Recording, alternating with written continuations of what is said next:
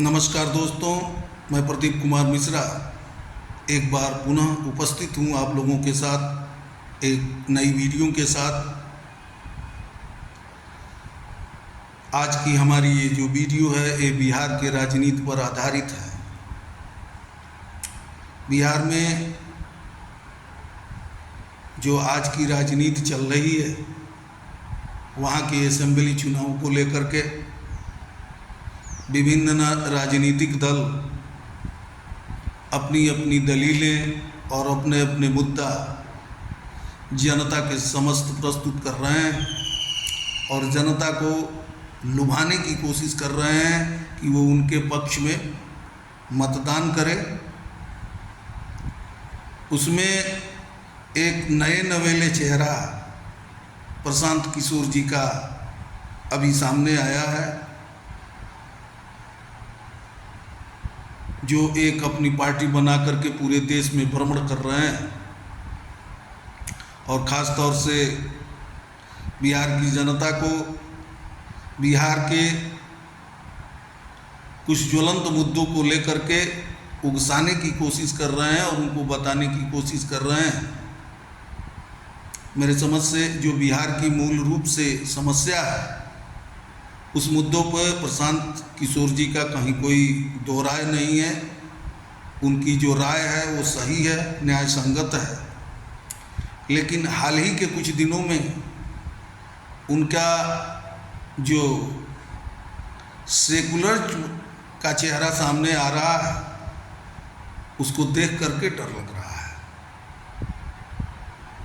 और कहीं ना कहीं इस तरह के निर्देश भी मिल रहे हैं और इस तरह की भावनाएं भी उत्पन्न हो रही हैं कि प्रशांत किशोर जी कहीं दिल्ली का केजरीवाल तो नहीं है।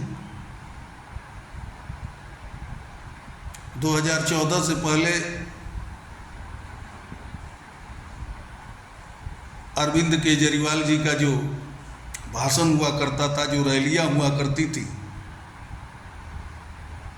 उस भाषण और उस रैली से और उस सोच से प्रशांत किशोर जी की जो रैली हो रही है कहीं ना कहीं टैली जरूर हो रही है।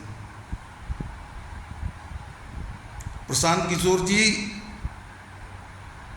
मेरा आपसे यही कहना है कि आप जो बिहार के लोगों के लिए बिहार की ज्वलंत मुद्दाओं की जो ज़मीनी मुद्दा है उसको लेकर के आप जो रैलियां कर रहे हैं या पूरे बिहार में भ्रमण करके बिहार के लोगों को बताने की कोशिश कर रहे हैं, वह तो बात समझ में आती है, लेकिन ये सेकुलरिज्म का जो चेहरा है आपके सामने दिख रहा है, इससे आप संदेह के घेरे में आ चुके हैं। कहीं ना कहीं वक्फ बोर्ड का समर्थन करके आप क्या सिद्ध करना चाहते हैं? कन्हैया कुमार जैसे देश विरोधी वक्तव्य देने वाले, देश विरोधी भाषा बोलने वाले, देश विरोधियों का साथ देने वाले जैसे सख्त का साथ देकर आप क्या सिद्ध करना चाहते हैं?